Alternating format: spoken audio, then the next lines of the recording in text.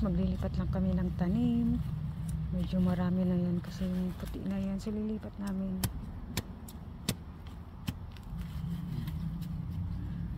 Ayan. Okay.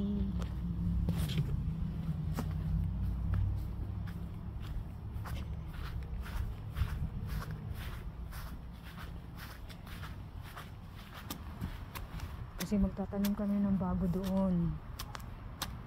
So, yung iba na marami, lilipat muna namin. Marami kasi itong puti na to, yung marami. Kaya lilipat muna namin siya ng pwesto. So, lagyan namin dito.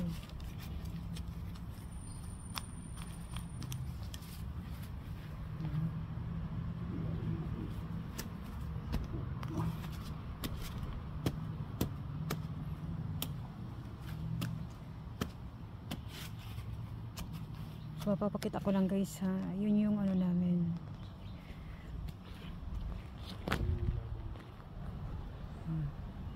So, paunti-unti nagbo-bloom na yung mga perennial flowers namin. So, yan. So, yan, maraming puti yan. So, dilipat muna namin. Kasi dyan, namin ilalagay. Magtatanim kami ng iba. Kasi yung balak namin dito, tatanim kami dito. Tatanim kami dyan ng iba pang mga perennial. So, yan. So, dito naman yung mga vegetables. So, yan, meron na kaming sibuyas. May sibuyas po yan. Sibuyas na dahon. So, nakikita nyo yung puti. Ang daming puti namin na bulaklak. Ayan. So, kaya nilipat namin yung iba. Okay. So, punta muna tayo sa kabila. Ayan na. Ayan na siya. So, since 2 araw na umulan, so, maano pa yung, basa pa yung lupa. So, ngayon lalagyan natin siya ng, kaya nga, sa gilid lang. Sabi nila yung itlog daw, dinurog na shell ng egg, fertilizer. Kumbaga, pampataba ng lupa. Okay, so yan. Okay guys,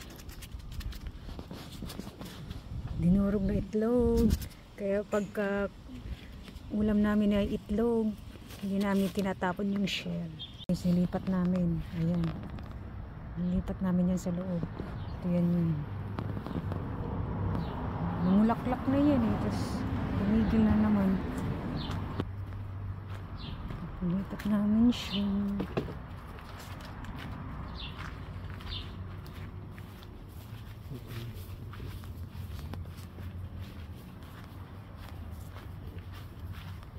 So yan. So meron na kaming white. So tulad ito, dinudurog-durog namin shell po ng itlog. Sabi fertilizer din daw yan. So, para tumaba yung lupa. So naglilipat kami ng mga medyo marami-rami na mga flowers para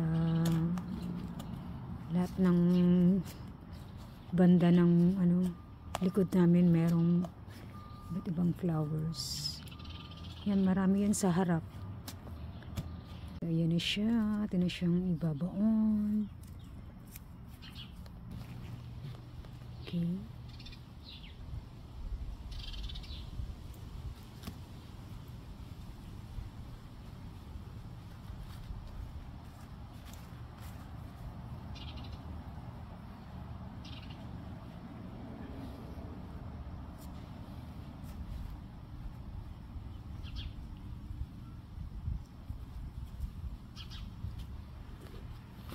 Ayan.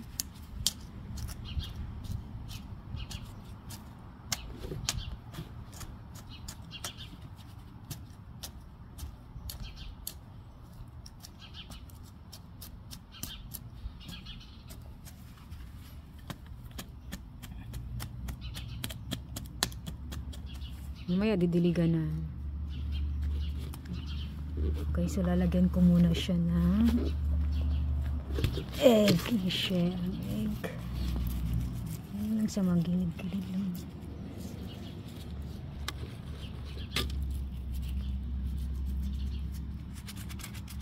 Okay.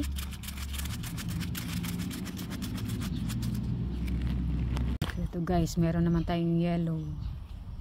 So ito white. Yun yung nandoon, yung lalagay lang, kalilipat lang. Red po ang ano niya. Red ang kulay ng flowers. So ito yellow.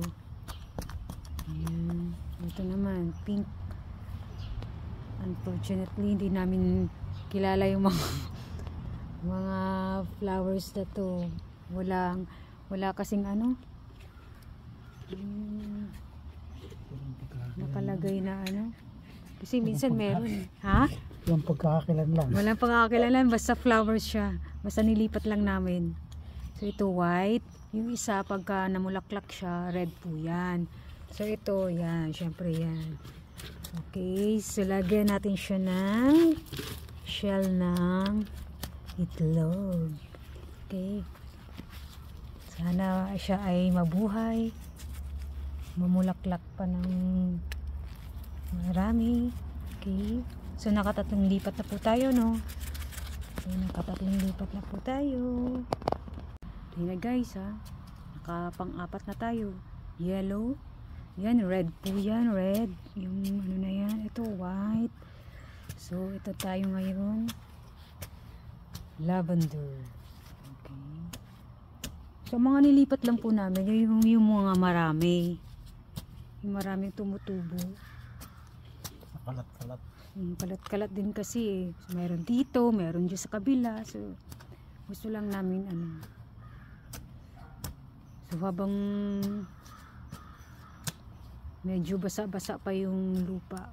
Kasi umulan siya nung start umulan. Saturday, tapos kahapon Sunday. Tapos ngayon medyo basa-basa din. Mumambon din kanina. So ayan, so kailangan natin maglipat-lipat ng ano. Maganda maglipat para buhay pa rin siya. Ano pa rin. Hindi pa rin siya manilibago, malamig ang lupa.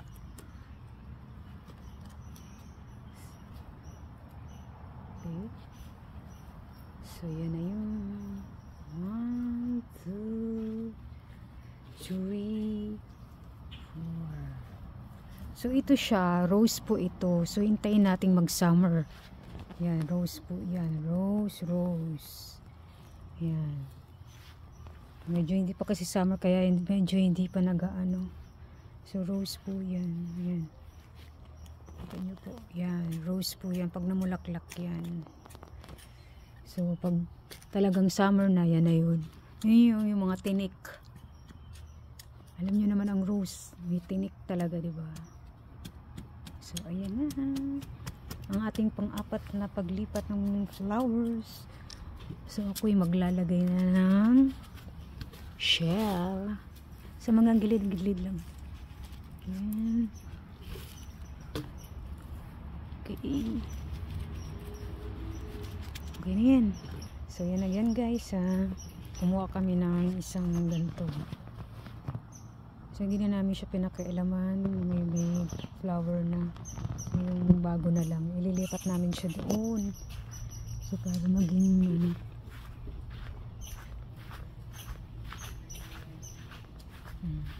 ang ating pang-limang flower.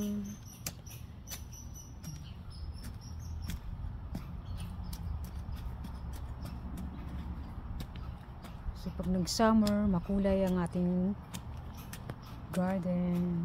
Yan. White. Ano ba yan? Pink. Tapos yan, light yellow yan. Ito, lavender. Ito, red. Siyempre. Ano ba yan? Yellow. Okay. So yan. Tingnan natin kung mabuhay siya. Mabubuhay yan. Mabubuhay yan. Nasa mabuting kamay yan. Nasa mabubuhay. Siyempre mabubuhay yan. Plantito eh.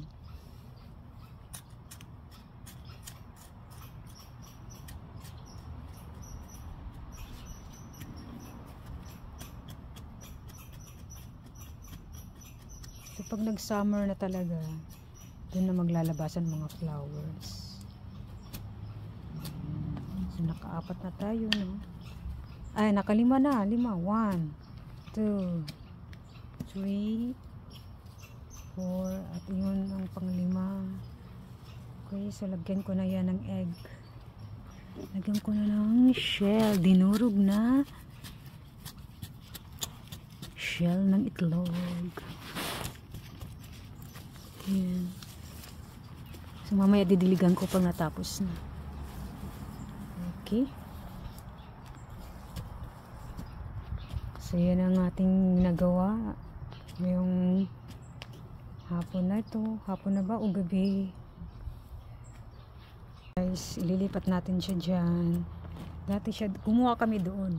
Kumuha kami dito. Ito. Yan. Madami kasi siya eh. So kumuha kami. Lipat namin doon. Dito. Natin dito. So dapat sa may corner siya banda kasi malaki siya pabilog, parang ano, katulad nun malaki. So yan. So dito yung dito banda, ito yung mga flowers. So itong portion na to, ano siya, fruits and vegetables. So ayan na yung pang-anim na paglipat ng mga halaman, mga flowers. So, kailangan malalim.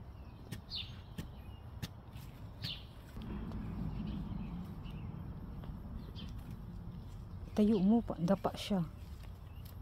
Yun na naman talaga siya eh.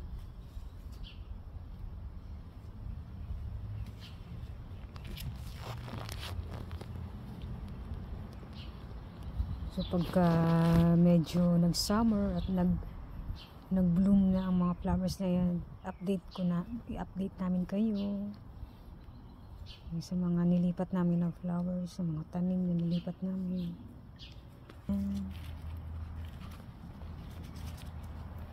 So yan, so umaaraw na. Didiligan na natin siya. Okay guys.